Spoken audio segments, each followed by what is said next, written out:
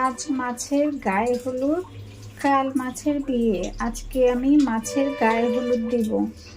এই যে এখানে লবণ হলুদ মরিচ দিয়ে মাখিয়ে নিলাম, নিয়ে এখন মাছের গায়ে হলুদ দিচ্ছি।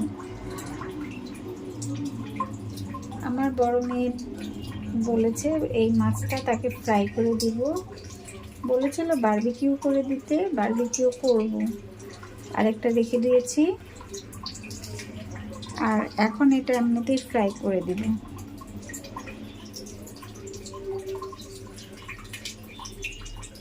তেলাপিয়া মাছ, কিছু কিছু তার পছন্দের মাছ আছে, সে খুব পছন্দ করে মাছগুলো খেতে। ছোট মাছগুলো উঠায় রাখছি আগে লবণ হলুদ মেখে, এটা আগামীকাল রান্না করব। এখন এইটা একটু ভেজে দিব, একটু সয়া সস দিয়ে দিলাম,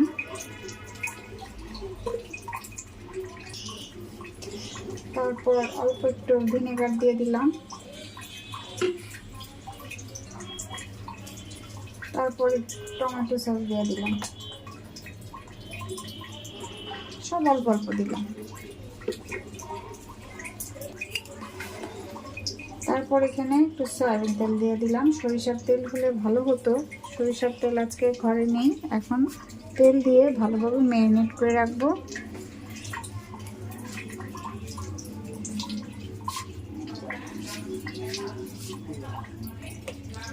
ভালোভাবে মশলাগুলো আমি মেখে নিয়েছি। এখানে সয়া সস, ভিনেগার, সরিষার তেল, হলুদ মরিচ এগুলো দিয়ে ভালোভাবে মাখাই নিয়েছি। এটা কিছুক্ষণ রাখবো, তারপর ভেজে নিই। প্যানটা গরম হয়ে গেছে, এখন আমি মাছটা আস্তে করে ছেড়ে দেব। বিসমিল্লাহির রহমানির রহিম।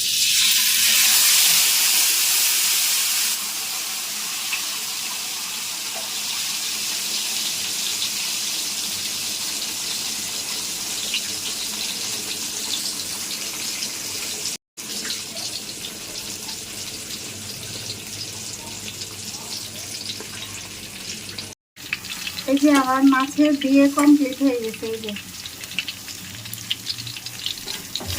সুন্দর হয়েছে না?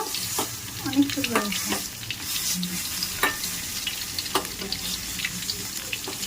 আমার মাছের বিয়ে কমপ্লিট। আগে গায়ে হলুদ দিয়েছি, তারপর এখানে দিয়ে দিলাম। বিয়ে তো কমপ্লিট হলো, এখন তো খাওয়া হয়নি, এখন হলো খাওয়ার পালা।